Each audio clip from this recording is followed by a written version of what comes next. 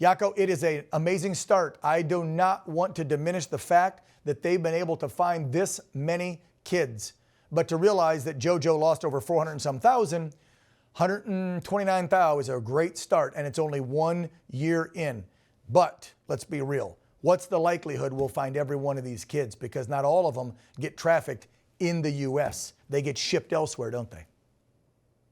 Yeah, Dan, thanks for having me on again. And your voice is so important in this issue. I think you're the loudest voice in media on this, and I honor you for it. Look, the second day of Tom Homan's on the job, his second day on the job, we're on a phone call from the White House with Alina Habas on the call. And then his instruction was find the illegal adults and get them out of the country. We started writing a protocol called Project Exodus back then on how do we find these children. And this is a monumental effort from Ms. Salazar at HHS, Bobby Kennedy at HHS, Christine Noem at HSI, ICE, Tom Homan. It's such a collaborative effort that the first 4 or 5 months was slow. So it's really not even a full year. Yes, it's a calendar year, but it's really 7 months of work, because what the Biden administration left that nobody wants to talk about is they left what's called unstructured data. I'm sitting in a room and they didn't even keep records of who the sponsors were. They didn't vet the sponsors, check on the sponsors. At one point in time, they had 1,200 children registered to one sponsor, which ended up being a shopping mall parking lot, not even a real address. So the Trump administration, meaning Ms. Salazar and Homan, was left with nothing. No data that was verifiable, lost spreadsheets, PDFs that they couldn't work with. So we brought a team, our organization brought a team to HSI and HHS to help structure data, write code. Private corporations came in and brought technology to help this administration. It's a monumental effort to find a missing child that is a ghost child, as the cartel calls them. So 129,000 is a gigantic victory. Your second part of your question, will we find all of them? Unfortunately, many of them are deceased. Yeah, horrific. Jaco, just think about that, though. Think about, folks, what he just said. Like, these people that Trump put in these positions of power actually care, right? Did we see anybody, because this is your forte for decades now, Jaco, did we see anybody in JoJo and cackling Kamala's regime the last few months they were in, when this story broke, and their regime admitted that they had lost like 400,000 kids? I remember it. There was a headline. They admitted it. Did they put anybody in place to start tracking them down before they left office? I see you shaking your head. Of course not. They didn't lift a finger to go rescue these damn kids. Are you? We're supposed to protect the most vulnerable. If you're a Christian, isn't that what we're supposed to do, Jaco? Kids and the elderly. Kids and the elderly. Dan, well, that's a commandment from Jesus himself. What we do to the widow and the orphan, and these kids are orphans, right? They traffic, they're orphans, they're abused.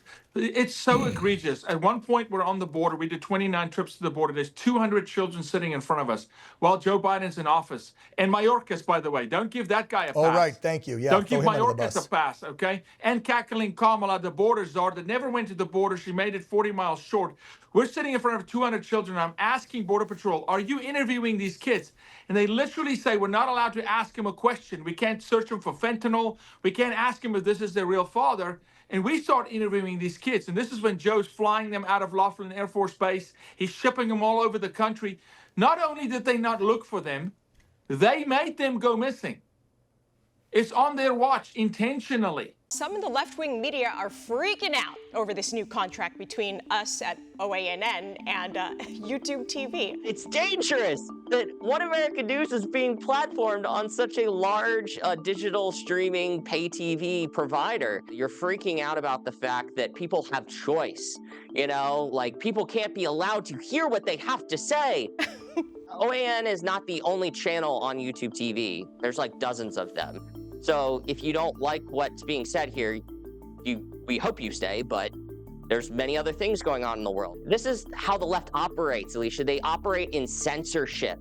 They don't believe in choice and letting people do their own homework. This is the way the authoritarian left works. They don't believe in choice because they don't like the fact that we don't live in the 1960s anymore with 3 networks and your local newspaper. We have to respect freedom of the press, the First Amendment, free speech. Remember that. I want to begin tonight by welcoming and thanking all of our new viewers on YouTube TV. Overnight, One America News welcomed a potential 9.4 million new viewers on YouTube TV. So on behalf of everyone here at OAN, welcome to One America News. We are incredibly excited to have you. This will allow all YouTube TV subscribers to enjoy 16 hours of live news coverage every single day, as well as all of AWE's lifestyle, travel, and family programming. And it will be available in YouTube TV's baseline package. Now, the Vice President and Global Head of Media at YouTube, Justin Connolly, said this about it. Our goal has always been to provide our subscribers with a wide range of content, which is why we're excited to bring One America News to YouTube TV. This partnership gives One America News access to our growing audience, while also giving our subscribers even more choice when it comes to news and entertainment. And we here at The Real Story are extremely grateful for the opportunity to now reach a wider audience. And we're also grateful for the time you give us each and every single day. And we're excited for the future at this amazing network.